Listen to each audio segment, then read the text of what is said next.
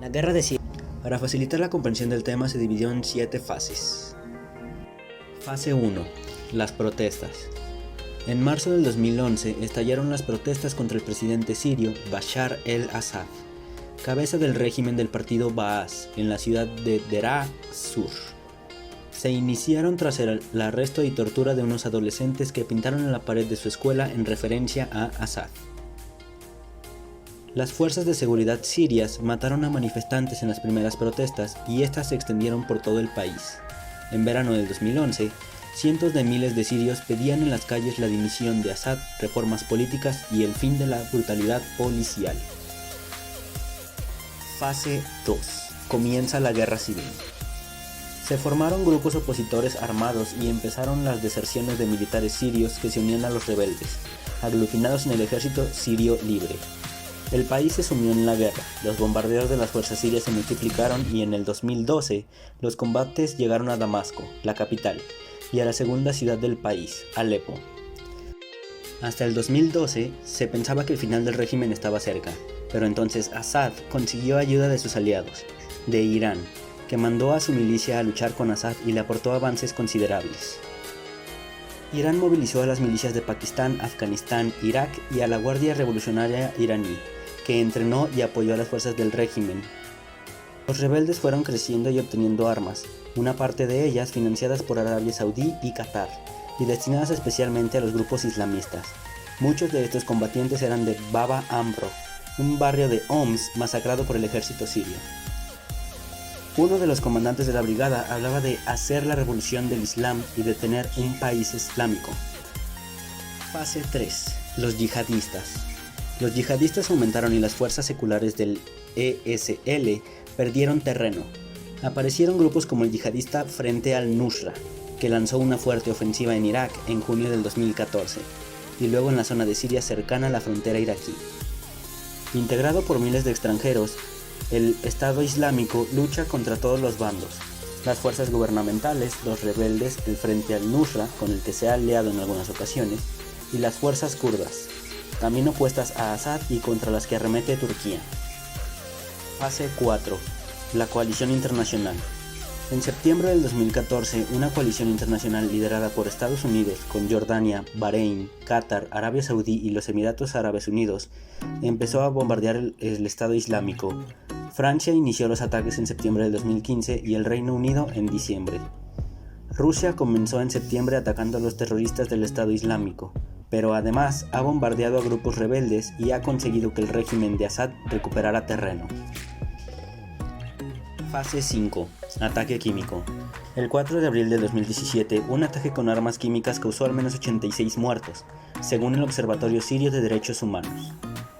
La oposición siria, Estados Unidos y otros países acusaron al régimen de Damasco del ataque, pero las autoridades sirias negaron haberlo perpetrado. Rusia alegó que se había bombardeado un almacén donde los rebeldes que controlan Jan Sheikhun guardaban armas químicas.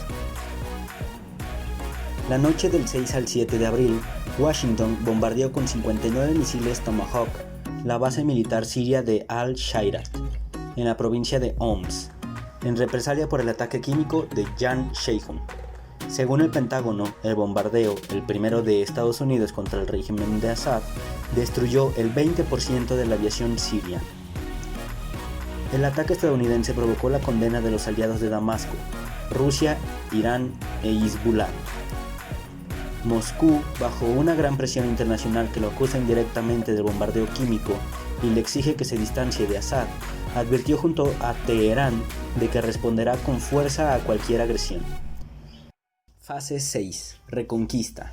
Rusia ha logrado mantener a Assad en el poder y su intervención junto a la de Irán, el grupo libanés chií Hezbollah y diversas milicias chiíes ha sido clave para decantar el curso de la guerra.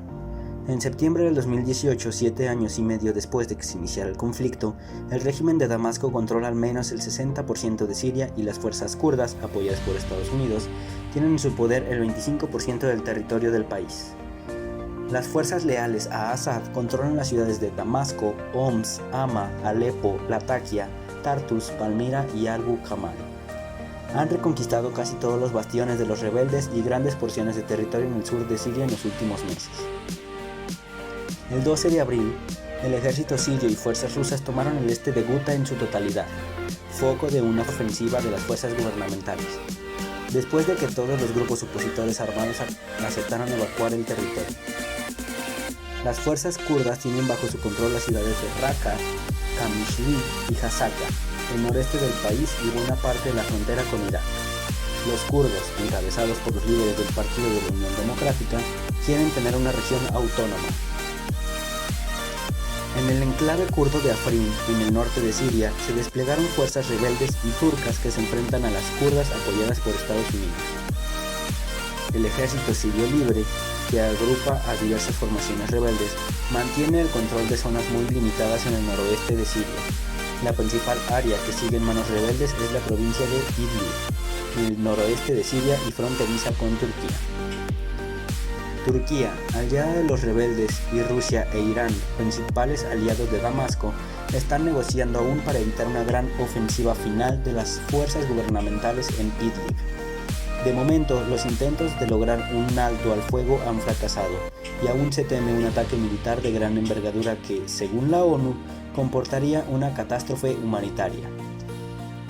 Por su parte, el grupo yihadista Estado Islámico, que perdió casi todo el territorio que había conquistado, incluida Raqqa, su última ciudad fortaleza, sigue reteniendo una zona cercana a Abu Kamal, rodeada al oeste por las fuerzas de Damasco y al este por las kurdas.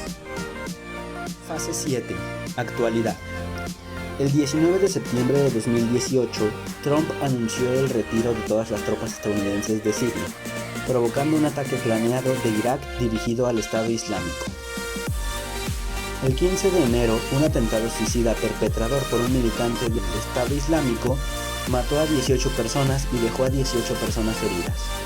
El mismo día que el vicepresidente estadounidense Mike Pence afirmó que el Estado Islámico había sido derrotado.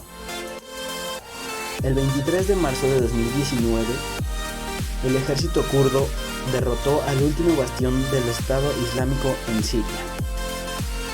Con eso terminan las fases de explicación de la guerra como tal. A continuación, las consecuencias importantes. Debido a la guerra, la ONU movilizó sus acciones para evitar conflictos similares en el resto de los países cercanos, además de provocar un aumento y mejora en la tecnología armamentista. Otro aspecto a destacar de las consecuencias de la guerra fue la concientización de las personas con respecto a esa clase de problemáticas, que se considera de los aspectos buenos de esta guerra al ser motivo de prevención de conflictos posteriores.